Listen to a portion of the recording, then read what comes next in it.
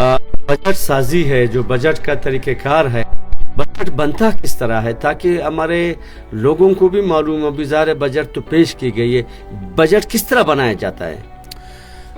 جی علی احمد صاحب، بجٹ جب بنتا ہے تو وہ اس میں جو ہے سب سے پہلے جو ہے صبح میں تقریباً کوئی یہ مارچ سے ہی اس کے اوپر کام سٹارٹ ہو جاتا ہے. صبح کے اندر فائنانس اس کے اوپر کام کرتا ہے، جتنے بھی ان کے پاس جو ہے چیزیں آتی ہیں جس کو next P S D P میں ڈالنا ہے تو وہ چیزوں کو دیکھتے ہیں. پھر اس کے حساب سے اپنے بجٹ کو بھی دیکھتے ہیں کہ کتنے ہمارے پاس جو ہے گیپس ہے اور کس طرح ہم نے پورے کرنے ہیں اور کون کون سی چیزیں جو ہے ان کو پرائرٹی پہ رکھنا ہے، کن چیزوں کو جو ہے نکالنا ہے. تو یہ چیزیں جو ہے پریمس کے لیول پہ بھی ہوتا ہے، اور جو ہے آپ کا فیڈرل جو ہے وہاں پہ بھی اس کے اوپر جو ہے بحث وغیرہ ہوتی ہے، مختلف چیزیں جو اس میں ڈالی جاتی ہیں.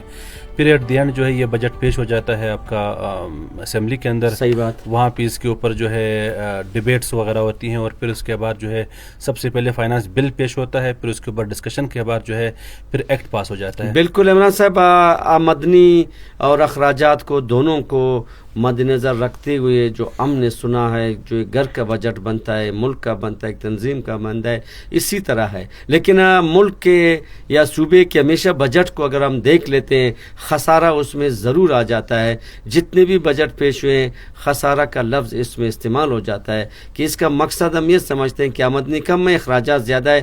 کس طرح خسارہ کو ختم کیا جاتا ہے؟ متوازن بجٹ کیوں نہیں لایا جا رہا ہے جس میں آپ کی آمدنی اور اخراجات برابر ہو؟ جی علی احمد صاحب، سب سے پہلے یہ ہے کہ ہمارے جو ہے بجٹ میں خسارہ اس لیے آتا ہے کہ ہمارے جو ہے ایکسپینڈیچر زیادہ ہوتے ہیں، اور دوسری بات یہ ہے کہ ہمارے ہم جو ہائی لیول پہ جو لوگ بیٹھے ہوئے ہیں وہ اپنے لیے جو مختلف سیلریز ہے یا جو آمدن ہے یا مختلف جو اسکیمیں وغیرہ رکھتے ہیں، وہ ان کی ویلیوز بہت زیادہ ہوتی ہے، ہائی ویلیوز. ٹھیک ہے. اگر ہم بات کریں لاسٹ ایئر جو بجٹ پاس ہوا تو وہ تھا 18.6 ٹریلین، یعنی 18,600 ارب کا. اب اس مرتبہ اس کو بڑھا کے جو ہے 23,848 ارب پہ پہنچایا. یعنی 18 ٹریلین ہے، یہ 18.8 ٹریلین. تو اگر آپ اپنے بجٹ کو زیادہ کریں گے اور اپنے جو ہے آپ کے جو ریونیوز بہت کم ہے، ملک میں حالات اس طرح ہے کہ سارے کاروبار وغیرہ مطلب یہ ڈاؤن سائزنگ کی طرف جا رہے ہیں، ریسیشن کا جو ہے وہ چل رہا ہے. تو کاروبار لوگوں کے جو ہے کاروبار میں آمدن بہت کم ہے، کاروبار جو ہے وہ کمزور پڑ گئے. جتنے بھی سیکٹرز ہے، چاہے پراپرٹی کا سیکٹرز اٹھا لے، چاہے ریمیننگ جو سیکٹرز ہے، اور انفلیشن بہت زیادہ ہے. بالکل. تو اس کو کور کرنے کے لیے سب سے پہلے جو ہے پاکستان کو چاہیے کہ انڈسٹریز بنائے، اپنی چیزوں انفلیشن کو کنٹرول میں رکھے، امپورٹس کم کرے، ایکسپورٹ زیادہ کرے. ٹھیک ہے. اور ان کو مختلف جو ہے جیسے کسان وغیرہ کو اس مطلب بیچاروں کو اگر پنجاب کی بات کرے 10 ارب روپے ان کو دیے پورے پنجاب میں، حالانکہ جو ہے یہ ایگریکلچر ایریا ہے. تو وہاں پہ اگر آپ 10 ارب دیں گے، اس کے علاوہ اگر آپ بات کریں وہاں پہ جو ایک دو وہاں پہ وہ بنی ہوئی ہے یہ زو وغیرہ، اس کے لیے تقریباً کوئی 9-9.5 ارب دیے.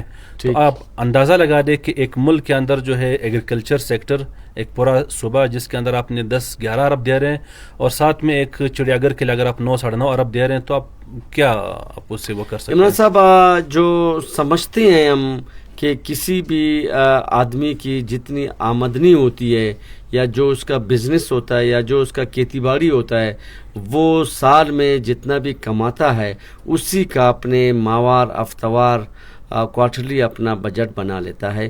ملک کی جو آمدنی ہے وہ کون کون سے ذرائع ہوتے ہیں کہ اس کی آمدنی ایک ساتھ ہو اور اسی کو سامنے رکھ کر کے بجٹ سازی کی جاتی ہے؟ جی علی احمد صاحب، اس میں سب سے جو بڑا پورشن ہے وہ ایف بی آر کا ہے. صحیح ہے. اس سال جو ہے یہ 23.846 جو ہمارا بجٹ پاس ہوا ہے، اس کے اگینسٹ جو ہے 14 ٹریلین جو ہے 14.131، یعنی تقریباً کوئی 14,000 ارب کا جو ہے ریونیو ٹارگٹ وہ ایف بی آر کو دیا گیا ہے. جی جی. اس کے علاوہ جو ہے آپ کا نان ریونیو جو ریمیننگ اماؤنٹ ہے کوئی تقریباً 10.5 ارب، اس میں سے تقریباً 8.5 ارب کا جو ہے ہم نے لونز وغیرہ پھر لینے ہیں جس طرح ہم ہر سال لیتے ہیں.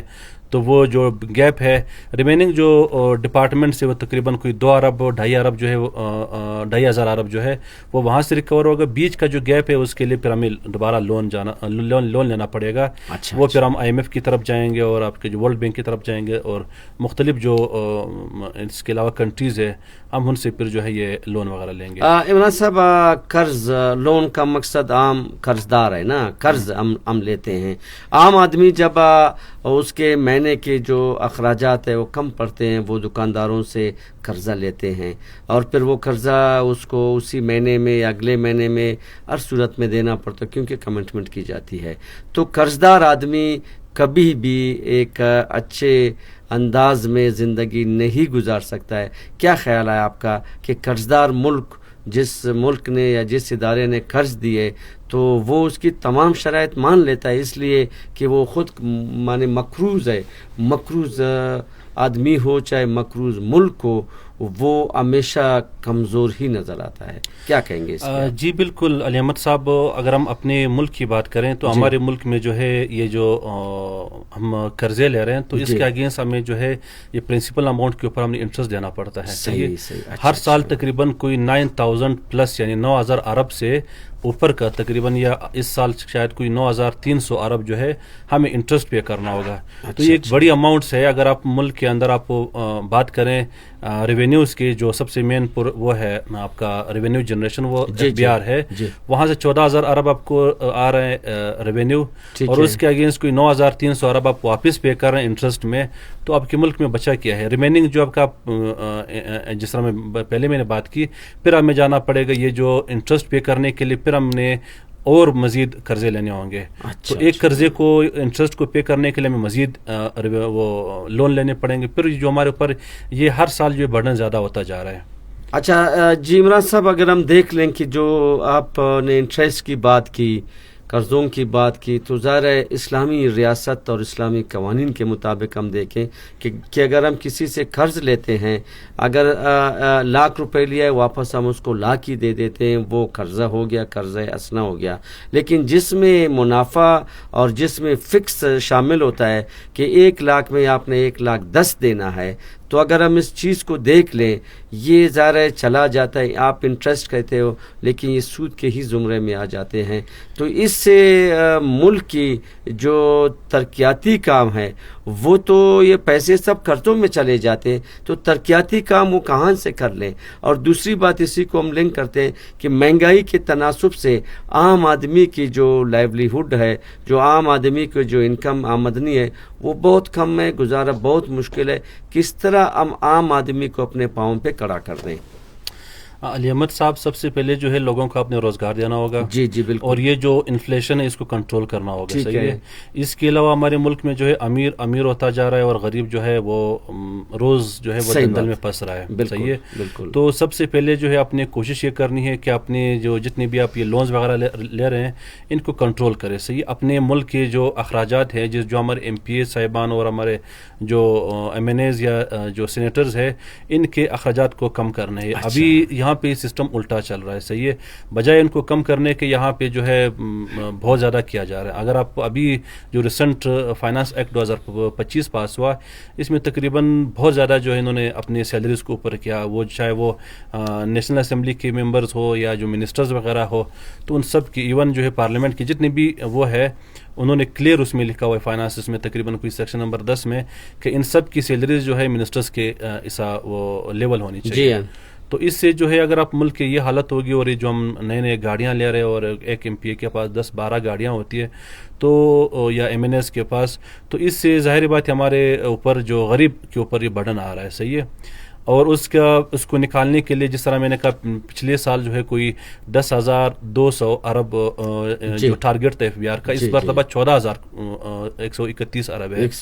تو یہ گیپ کے لیے پھر لوگوں کے پاس جائیں گے اور لوگوں کے اکاؤنٹس بند کرنا, اور یہاں پہ جو ہے ابھی پچھلے مرتبہ جو ہے 0.6% ٹیکس تھا کیش وڈراول کے اوپر 50,000 سے اوپر, اس کو بڑھا کے ابھی جو ہے یہ 12 بھی پہنچا دیا. اسی طرح مزید چیزوں کے اوپر ٹیکسز زیادہ کر دیا.